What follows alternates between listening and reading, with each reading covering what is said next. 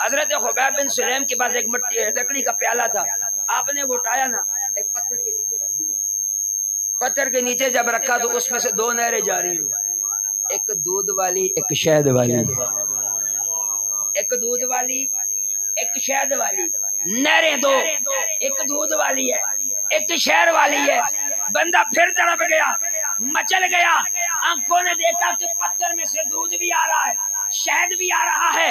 اگلا جملہ اپنے سینوں میں جگہ دینی ہے، آپ کی سبحان اللہ کی صدا پتہ لگے گا کہ کیسے آپ نے سے سینوں میں جگہ دے کے اس بات کو اپنے مغزوں میں بٹھایا ہے اور مصطفیٰ کی محبت میں دل میں جگہ عطا فرمائی ہے۔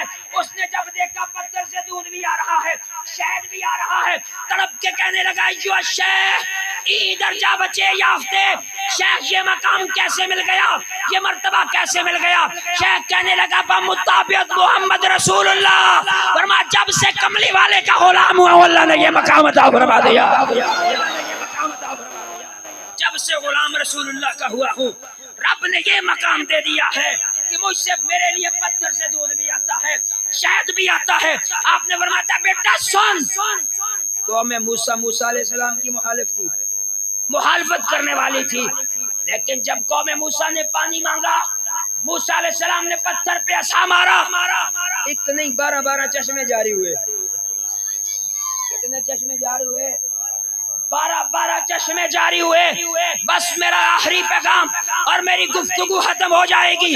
فرمایا اگر قوم موسیٰ جو موسیٰ علیہ السلام کی مخالفت کرنے والی ہو، اگر قوم موسیٰ کے لیے پتھر سے پانی آ سکتا ہے، ہم تو ہیں محمد عربی کے غلام، اگر ان کے لیے پتھر سے پانی آ سکتا ہے تو محمد عربی کے غلاموں کے لیے دودھ بھی آ سکتا ہے، شہد بھی آ سکتا ہے۔